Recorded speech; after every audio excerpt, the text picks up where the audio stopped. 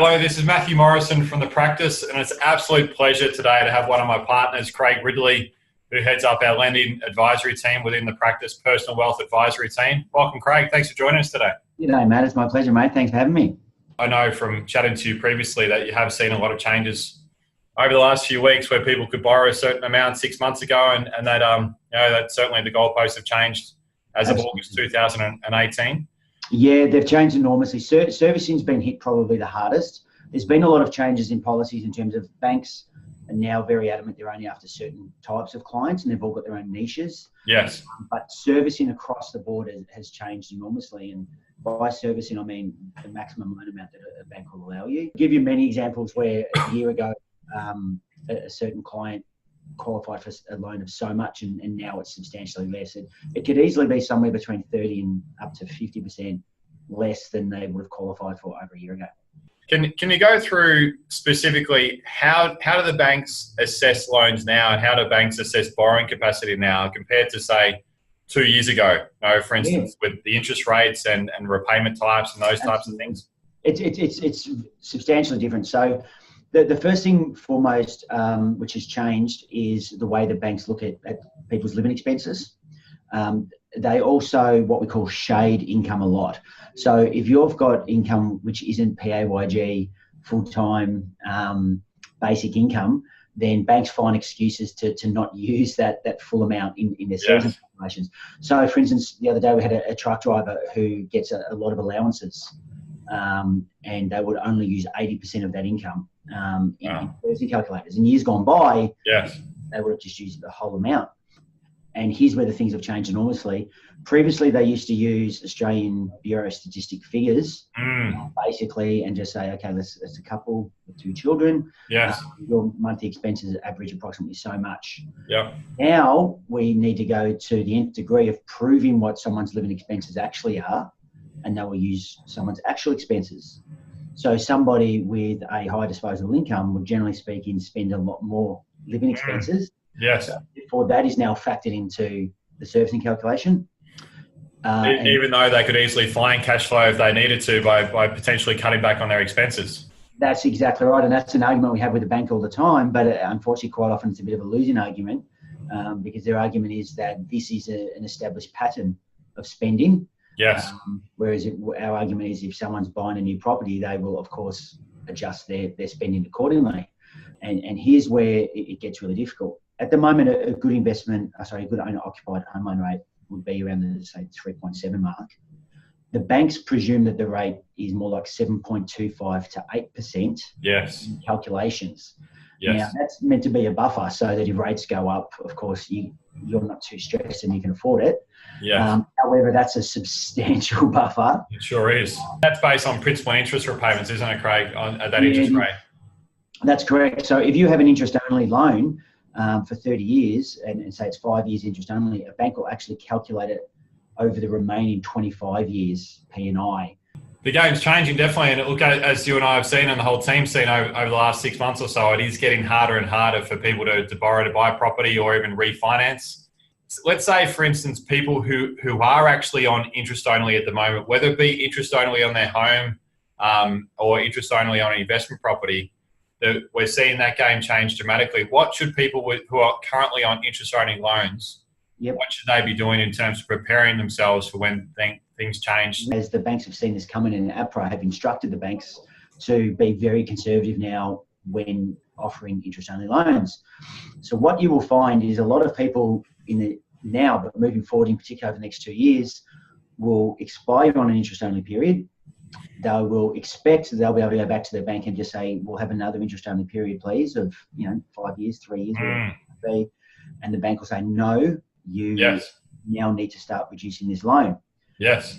Typically, your loan repayments will go up 30 to 40% if you go from interest-only to principal interest repayments. It's a massive increase. Which is a massive increase and a real burden on your cash flow if you're not expecting it.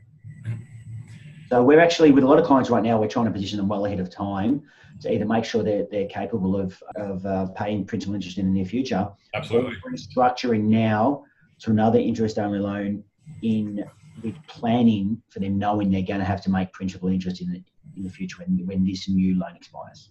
Sometimes it's actually not a huge difference to cash flow to take a P&I rate and make it slightly extra repayment than interest only, because the interest only is on a lot higher interest rate. Yes. And at least you've got the benefit of paying down the debt in the meantime.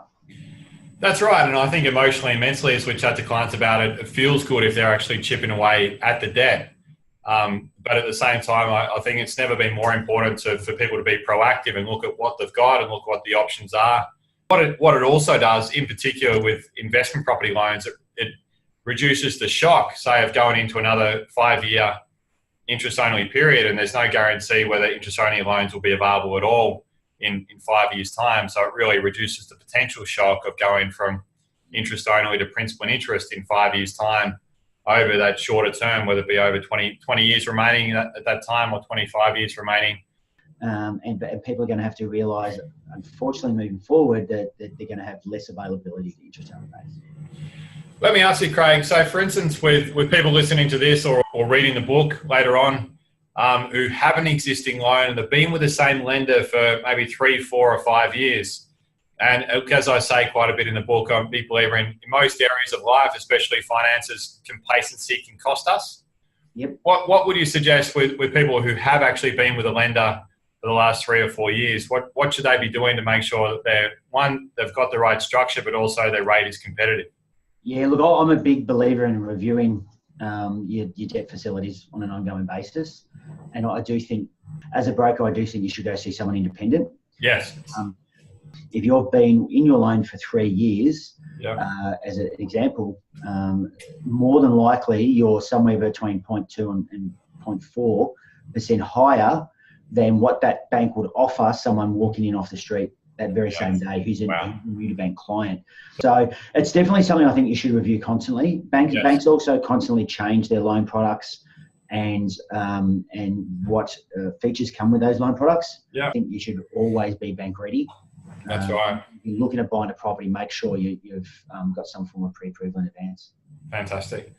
How about self-employed people or self-employed clients, Craig?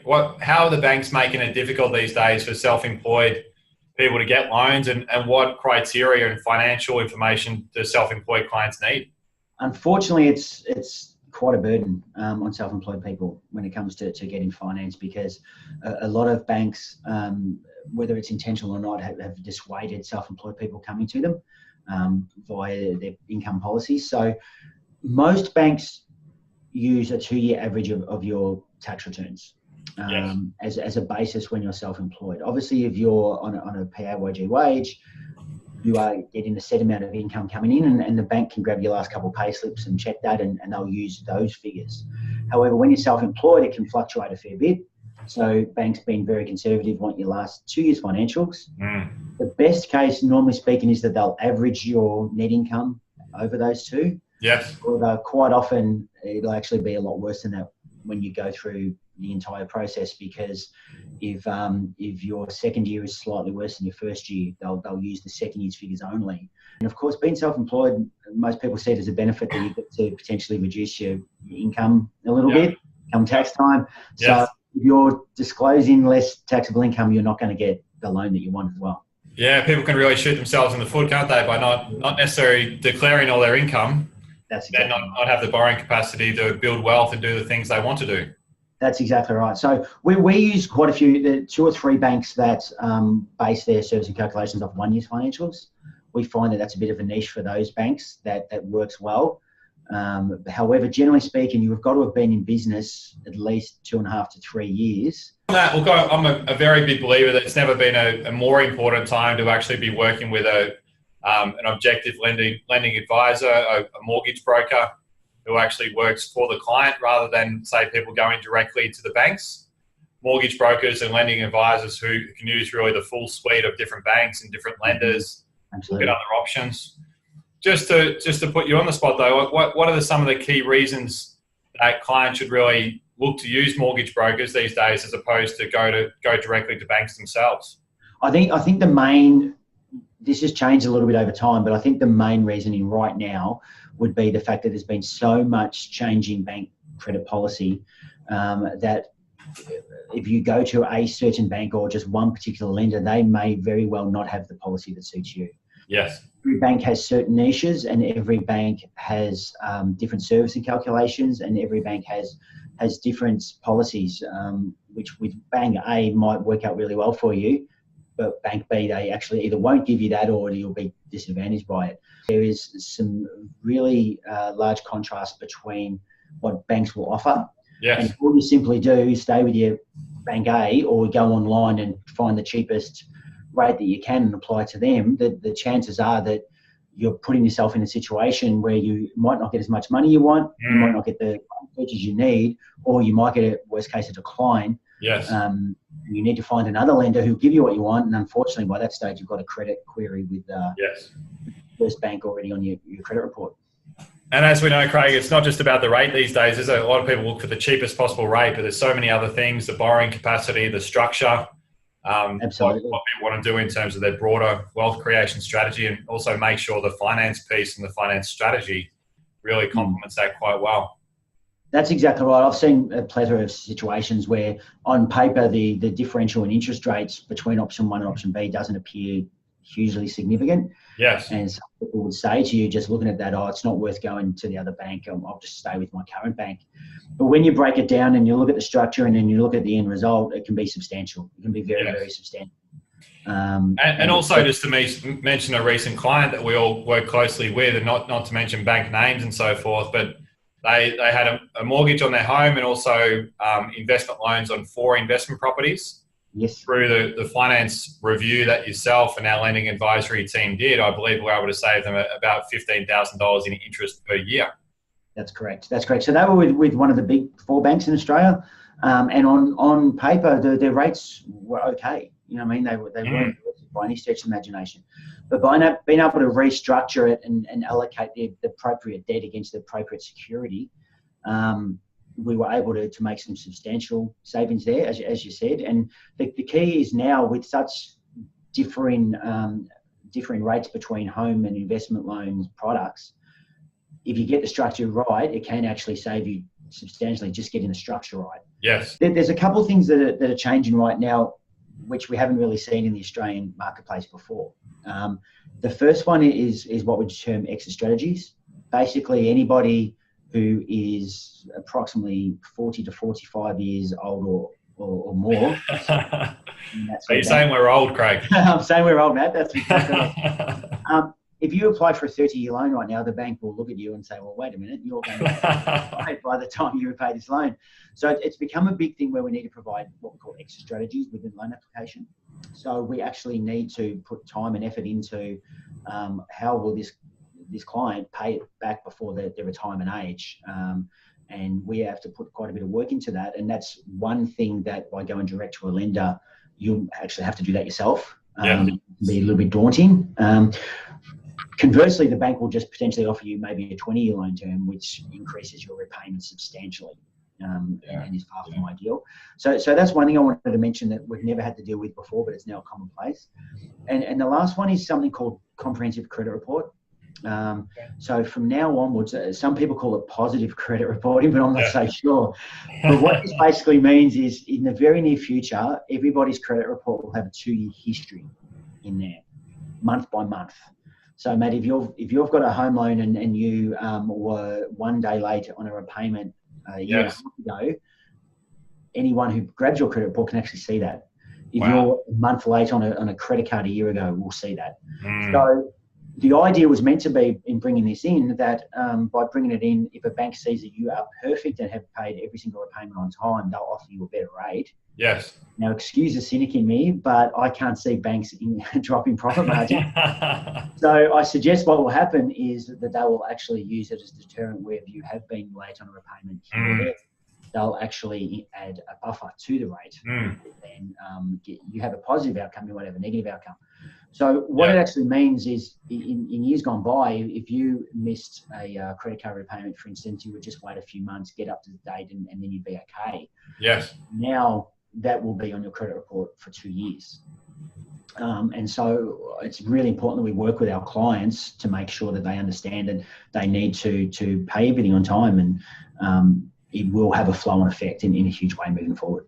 It will. That's such a good point. Thank you for raising those 2 points at the end there, because it's never been more important, is it, for for people to actually pay their loan repayments on time, right from credit cards or personal loans or even phone bills. Absolutely. That can also dramatically impact all of our ability to actually borrow money or refinance if we want to down the track. Yeah, being late on a rates notice at the moment is viewed as a bit of a crime by banks, to be honest, or having a little bit of an ATO debt.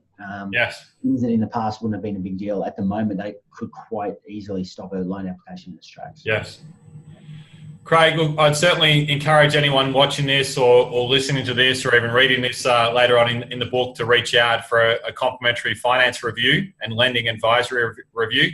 What can people expect? Yeah, absolutely. It's a pretty, I like to think, pain-free process, Matt.